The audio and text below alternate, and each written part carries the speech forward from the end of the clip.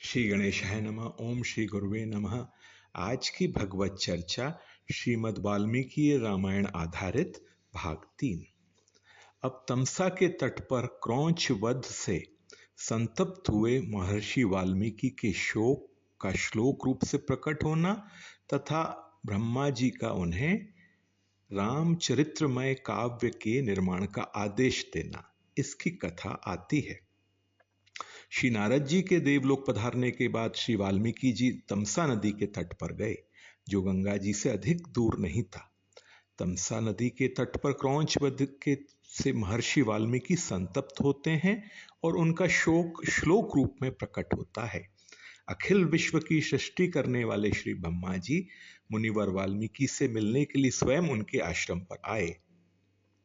ब्रह्मा जी मुनिवर वाल्मीकि से इस प्रकार बोले, ब्रह्मन, तुम्हारे मुंह से निकला हुआ यह छंदोबद्ध वाक्य श्लोक रूप ही होगा। मेरी प्रेरणा से ही तुम्हारे मुंह से ऐसी वाणी निकली है। रामस्य चरितम कृतस्नम कुरु त्वमृषितम धर्मात्मनो भगवतो लोके रामस्य धीमतः व्रतम कथय धीरस्य यथा ते नारदाच्युतम। मुनिश्रेष्ठ, तुम श्री राम के संपूर्ण चरित्र का वर्णन करो। परम बुद्धिमान श्री राम संसार में सबसे बड़े धर्मात्मा और धीर पुरुष हैं। तुमने नारद जी के मुंह से जैसा सुना है उसी के अनुसार उनके चरित्र का चित्रण करो। तुम श्री रामचंद्र जी की परम पवित्र एवं मनोरम कथा को श्लोकबद्ध करके लिखो। इस पृथ्वी पर जब तक नदियों और पर्वतों की सत्ता रहेगी तब तक संसार में रामायण कथा का प्रचार होता रहेगा। ऐसा कहकर भगवान ब्रह्मा जी वहीं अंतर्धान हो गए। उदार दृष्टि वाले उन यशस्वी महर्षि वाल्मीकि ने भगवान श्री रामचंद्र जी के चरित्र को लेकर हजारों श्लोकों से युक्त महाकाव्य की रचना की, जो उनके यश को बढ़ाने वाला है। इसमें श्री राम के उदार चरित्रों का प्रतिपादन करने वाले मनोहर पदों का प्रयोग किया है। महर्षि वाल्मीकि जी बुद्धिमान श्री राम के जीवन वृत्त का पुनः भली भांति साक्षात्कार करने के लिए योग धर्म अर्थात समाधि के द्वारा अनुसंधान करने लगे। योग का आश्रय लेकर उन धर्मात्मा महर्षि ने पूर्व काल में जो जो घटनाएं घटित हुई थीं उन सबको प्रत्यक्ष देखा। सबके मन को प्रिय लगने वाले भगवान श्री राम के संपूर्ण चरित्रों का योग धर्म के द्वारा यथार्थ रूप से निरीक्षण करके महाबुद्धिमान महर्षि वाल्मीकि ने उन सबको महाकाव्य का रूप देने की चेष्टा की। श्री रामचंद्र जी ने जब वन से लौटकर राज्य का शासन अपने हाथ में ले लिया, उसके बाद भगवान वाल्मीकि मुनि ने उनके संपूर्ण चरित्र के आधार पर रामायण काव्य का निर्माण किया। इसमें महर्षि ने 24,000 श्लोक, 500 सर्ग तथा उत्तर सहित 7 कांडों का प्रतिपादन किया है। भगवान वाल्मीकि ने कुश और लव को सुयोग्य समझकर उन्हें सीता के चरित्र से युक्त संपूर्ण रामायण नामक महाकाव्य का अध्ययन कराया। एक दिन की बात है, बहुत से शुद्ध अंतःकरण वाले महर्षियों की मंडली एकत्र हुई थी। उसमें महान सौभाग्यशाली तथा समस्त शुभ लक्षणों से सुशोभित महामनस्वी कुश और लव भी उपस्थित थे। उन्होंने बीच सभा में उन महात्माओं के समीप बैठकर उस रामायण काव्य का गान किया। उसे सुनकर सभी मुनियों के नेत्रों में आंसू भर आए और वे अत्यंत विस्मय विमुग्ध होकर उन्हें साधुवाद देने लगे।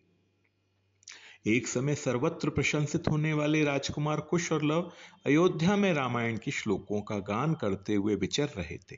इसी समय श्री राम की उन पर दृष्टि पड़ी। श्री रामचंद्र जी ने दोनों भाइयों को राज दरबार में बुलाया और सभी से कहा, ये देवता के समान तेजस्वी दोनों कुमार विचित्र अर्थ और पदों से युक्त मधुर काव्य बड़े सुंदर ढंग से गाते हैं। तुम सब लोग इसे सुनो। यूं कहकर उन्होंने दोनों भाइयों को गाने की आज्ञा दी।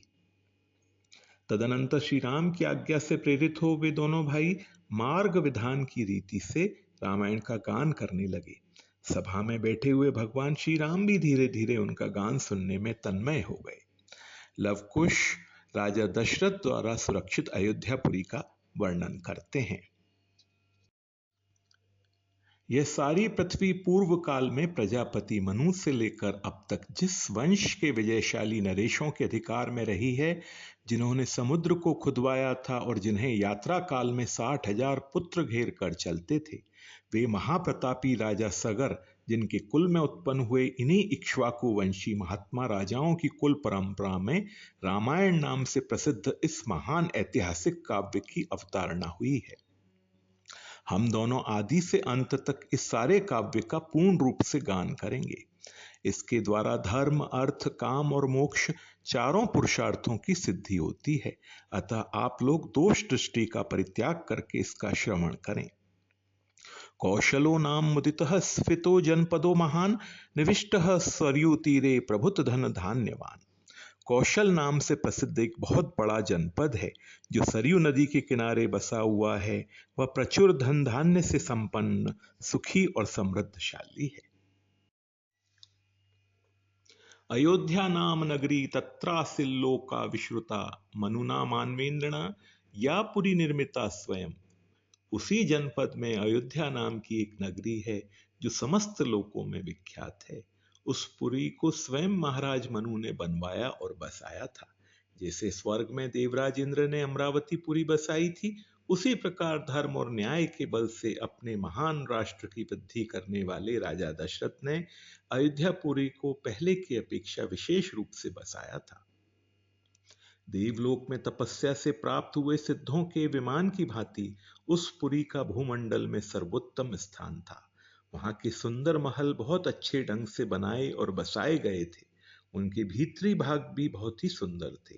बहुत से श्रेष्ठ पुरुष उस पुरी में निवास करते थे।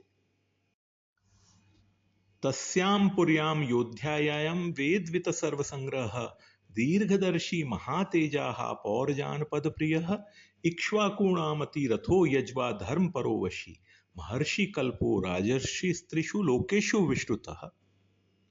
अर्थात उस अयोध्यापुरी में रहकर राजा दशरथ प्रजा वर्ग का पालन करते थे। वे वेदों के विद्वान तथा सभी उपयोगी वस्तुओं का संग्रह करने वाले थे। दूरदर्शी और महान तेजस्वी थे। नगर और जनपद की प्रजा उनसे बहुत प्रेम रखती थी। वे इक्ष्वाकु कुल के अतिरथी वीर थे। यज्ञ करने वाले, धर्मपरायण और जितेंद्रिय थे। महर्षियों के समान दिव्य गुण और संपन्न राजश्री थे। धर्म, अर्थ और काम का संपादन करने वाले, कर्मों का अनुष्ठान करते हुए वे सत्य प्रतिज्ञ नरेश उस श्रेष्ठ अयोध्यापुरी को उसी तरह पालन करते थे जैसे इंद्र अमरावती पुरी का।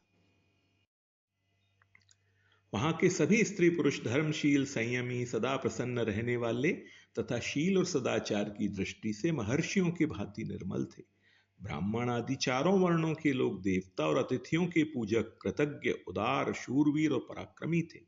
उस श्रेष्ठ नगर में निवास करने वाले सब मनुष्य दीर्घायु तथा धर्म और सत्य का आश्रय लेने वाले थे। वे सदा स्त्री, पुत्र और पौत्र आदि परिवार के साथ सुख से रहते थे।